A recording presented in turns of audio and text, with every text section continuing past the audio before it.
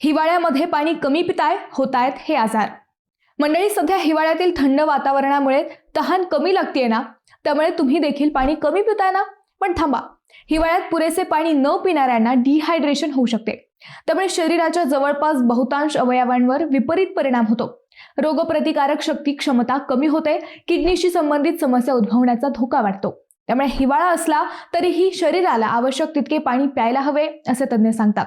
शरीरात 70% पाणीच असते, जे शरीराला हायड्रेटेड ठेवते। त्यामुळे हिवाळ्यात तहान कमी असली तरी पाणी प्यायला हवे। त्यामुळे प्रत्येक ऋतूमध्ये शरीराला पुरेसे पाणी आवश्यक असते। वय, आरोग्य स्थिती, शारीरिक हालचाली आणि हवामान यानुसार प्रत्येकाची पाणी पिण्याची गरज वेगवेगळी असू शकते। कमी पाणी प्यायल्याने पोटाशी संबंधित आजार उद्भवतात, पचनक्रिया कमकुवत होते आणि बद्धकोष्ठतेचा त्रास होऊ शकतो। यासोबतच युरिन इन्फेक्शन होऊ शकते, लघवी करताना जळजळ होणे, वारंवार लघवीला जाण्याची भावना होणे आणि ओटी पोटात वेदना होणे यासारखी लक्षणे दिसतात। दुर्गंधीयुक्त लघवी होऊ शकते।